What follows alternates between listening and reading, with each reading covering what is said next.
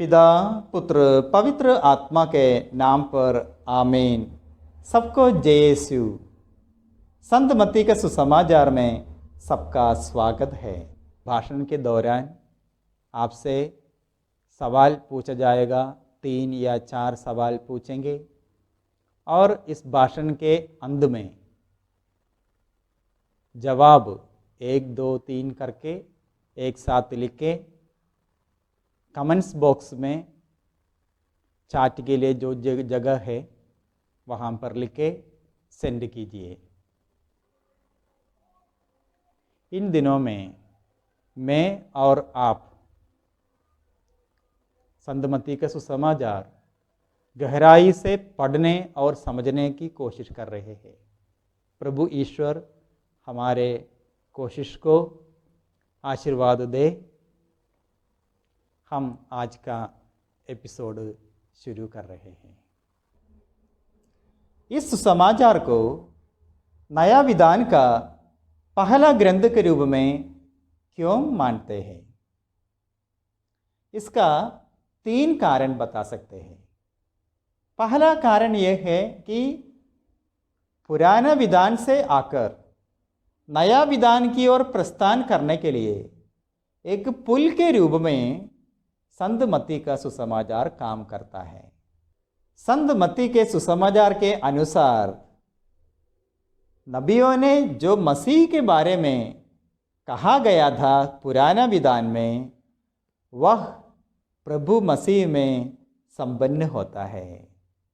प्रभु मसीह सही रूप में वही मसीह है जो आने वाला था। इसलिए नया विधान पुराना विधान को सफलता प्रदान करता है। प्रभु यीशु पुराना विधान को परिपूर्णता तक ले जाता है।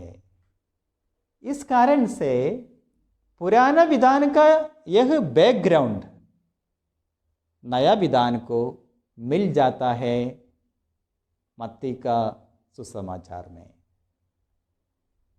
दूसरे कारण यह है कि संत मत्ती का सुसमाचार पूरा नया विधान के लिए एक संक्षिप्त परिचय देता है।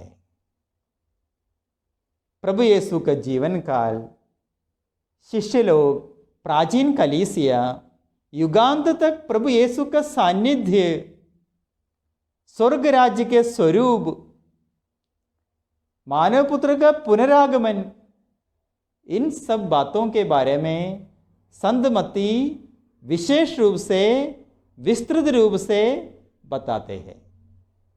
इसलिए कहा जाता है कि पूरा नया विधान के लिए संत मत्ती का सुसमाचार एक संक्षिप्त परिचय के रूप का काम करता है। अब हम तीसरे कारण के बारे में चर्चा करते हैं। परंपरा के अनुसार संत मत्ती फलस्तीना में यहूदियों के लिए अरमाइक भाषा में सुसमाचार का एक मूल रूप लिखा था। इसको नवीन बाइबल विद्यता में हम लोग लोगिया कहते हैं। इसका कोई कॉपी, कोई प्रति अभी नहीं है, लेकिन इस कारण से परंपरागत रूप में प्राचीन कलीसिया के गुरु लोग संत मत्ती का सुसमाचार को पहला लिखा हुआ किताब के रूप में मानते थे।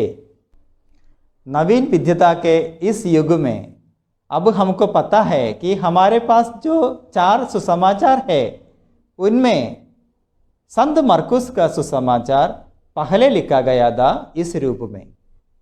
उसके बाद संत मत्ती का सुसमाचार लिखा गया था सन 75 और 90 के बीच में। संत मत्ती यहूदियों के बीच में काम करने वाले व्यक्ति है, सुसमाचार का घोषणा करने वाले व्यक्ति है। इसलिए सीरिया के अंताकिया में, एंटियोक इन सीरिया, वहाँ पर संत मत्ती का शिष्य लोग जो प्रभु यीशु को ईश्वर मानते थे, क्रिश्चियन लोग हैं, उनके कम्युनिटी से, उनके समूह से इस किताब रचित हुआ। हम बोल सकते हैं कि सन 75 और 90 के बीच में सीरिया के अंताकिया में ग्रीक भाषा में संत मत्ती का सुसमाचार इस रूप में, आज के रूप में जो सुसमाचार है, वह किताब लिखा गया था। अब हम संत मत्ती के सुसमाचार का पहला अध्याय देखते हैं। पहला वाक्य देखो, इब्राहिम की संतान, दाऊद के पुत्र ईसा मसीह की वंशावली। इस वंशावली आगे आकर हम देखते हैं वाक्य 17। इस वंशावली द्वारा संत मत्ती क्या कहना चाहते हैं? राजा दावीद को बहुत बड़ा स्थान इस वंशावली में दिया है। यहूदी भाषा में, हिब्रू भाषा में दावीद लिखते हैं, दा वा दा लिखते हैं।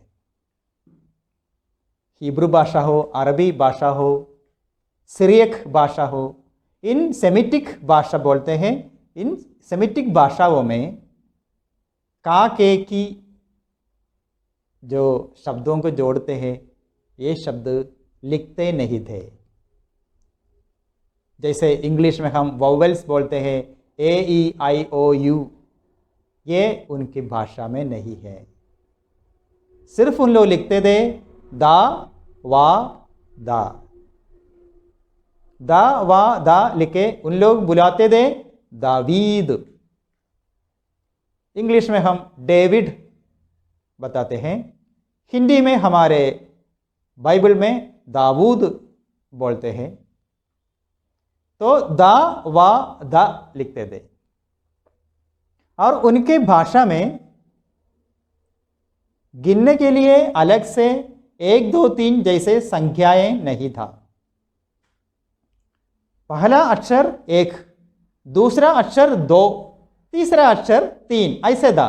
पहला अक्षर दा, आलेफ 1, दूसरा बैत, तीसरा गिम्मल, चौथा अक्षर है दालत, पांचवा है दा दालत, 14 अक्षर है वाव व, 6वां अक्षर है।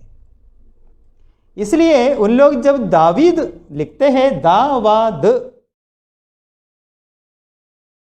लिखते हैं, तो दालत 4 हो गया, वाव 6 हो गया, 4 + 6 10 हो गया, और आखिरी में दालत दोबारा आता है तो 14 हो गया। इसलिए संत मत्ती कहते हैं इब्राहिम से दाऊद तक 14 पीढ़ियां, माने इब्राहिम से दाऊद तक एक दावीद हो गया, क्योंकि 14 दावीद का प्रतीक है, क्योंकि इस्राएलियों के सबसे बड़ा राजा के रूप में दाऊद को मानते हैं। दावीद से बाबुल निर्वासन तक दूसरा 14 हो गया, दूसरा दावीद हो गया। बाबुल निर्वासन से मसीह तक तीसरा 14 पीढ़ियां हो गया, माने तीसरा दाऊद हो गया। संत मत्ती इस रूप में कहते हैं प्रभु यीशु 3 गुना 14 है, 3 गुना दावीद है।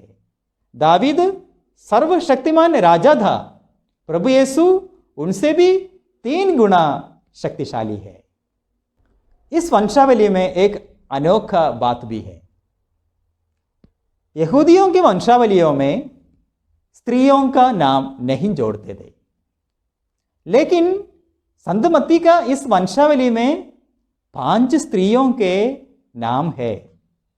तामार, वाक्य 3 में हम तामार को देखता है, वाक्य 5 में हम रूत को देखते हैं, रखाब को देखते हैं, वाक्य 6 में बेतशेबा को देखते हैं, बत्शेबा के नाम नहीं बोला है, ऊरिया की पत्नी यह नाम से उसको कहा है। और आखिरी वाक्य में हम मां मरिया को देखते हैं। ऐसे 5 स्त्रियों को हम देखते हैं। तामार के बारे में हम उत्पत्ति ग्रंथ अध्याय 38 में देखते हैं। रूत के बारे में रूत का किताब ही है, पहला अध्याय में ही हम देखते हैं। राहेल रक्काब के बारे में जोशुआ के ग्रंथ अध्याय 2 में हम देखते हैं। बत्शेबा जो ऊरिया के पत्नी है उसके बारे में सामुएल के दूसरा किताब में अध्याय 11 में हम देखते हैं। और इन स्त्रियों के बारे में भी कहने के कारण संत मत्ती हमसे कहना चाहते हैं कि प्रभु की राह अलग है, इंसान के सोच के परे है। इसलिए वो उस वंशावली को संत जोसेफ में लाकर मां मरिया तक पहुंच जाता है। अब मैं 3 प्रश्न आपसे पूछता हूं। पहला प्रश्न यह है कि संत मत्ती का सुसमाचार कौन सा भाषा में लिखा गया था। दूसरा प्रश्न यह है, दाऊद राजा को कोई संख्या सूचित करता है, कौन सा संख्या दाऊद राजा का प्रतीक है। तीसरा प्रश्न यह है कि तामार जो 5 स्त्रियों में एक है, उस तामार के बारे में पुराना विधान में कहाँ कहा गया है। इस बार मैंने 3 प्रश्न पूछा है, आखिरी में पूछा है। आने वाला एपिसोड में ये प्रश्न का जो सेगमेंट है वो भाषण के दौरान ही होगा। अभी आप लोग उत्तर टाइप कर सकते हैं, एक साथ टाइप करके सेंड कीजिए। प्यारे भाइयों और बहनों, आज का इस पहला एपिसोड में ईश्वर की कृपा से संत मत्ती के सुसमाचार के बारे में हम कुछ बातें मनन चिंतन किए। आने वाले एपिसोड में और कुछ बातें हम बोल सकेंगे, ये उम्मीद है। तब तक के लिए सबको जय यीशु।